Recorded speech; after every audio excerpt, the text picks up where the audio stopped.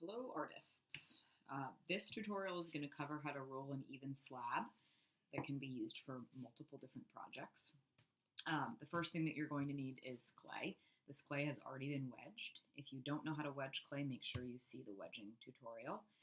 It's important to get out any air bubbles before you begin building something in clay. I need a rolling pin, and this pile over here are 3 different ways to roll even slabs.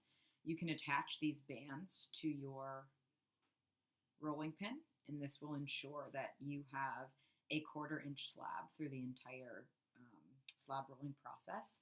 And you can also use slab sticks. So these dowels are a 1/4 inch, so I can use these. And I found this tile also, which would work. It's a little bit thicker than a 1/4 inch. We want the slab for this particular project, which is throwing a slab on a hump mold. You want your slab to be a 1/4 inch is a good measurement for anything that you're building that's going to be functional or something that's going to be handled a lot. If we get too much thinner than a 1/4 inch, it's going to be really delicate. So less than a 1/4 inch should be used for something that's really just going to sit on a shelf or that's just going to be looked at. So I'm going to go ahead and I'm going to use the dowels as my measurement technique. And I'm working on a paper towel because I'm in my basement right now and I don't have canvas. If I was to roll directly on the table, it's going to get stuck and I'm going to have to kind of peel and pry it off. Whereas if I roll on a paper towel, I can pretty easily remove the paper towel. And I just kind of hit it with my hands a few times to pre-flatten it. And you can really do this with a lot more clay than I'm doing, but for the sake of demonstrating, I'm using just kind of a small patty here.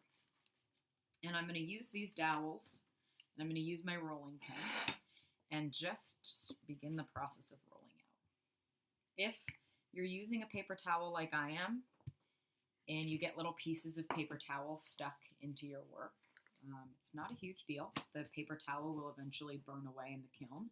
It just may leave a small imprint in your clay, which might not be a good thing depending on what you're making. So I'm just going to keep rolling, periodically peeling off the paper towel so that I can flip it. And when I can feel the rolling pin moving on top of the dowels, I know that I have a 1/4 inch slab. Also notice that my clay stopped moving. That's a good sign that it's nice and even. So if I pick this clay up for you, you will see that throughout my slab, it's a 1/4 inch the entire way through. We're now in the next tutorial, I'm going to show you how to use this slab to cut different pieces to cover your mold.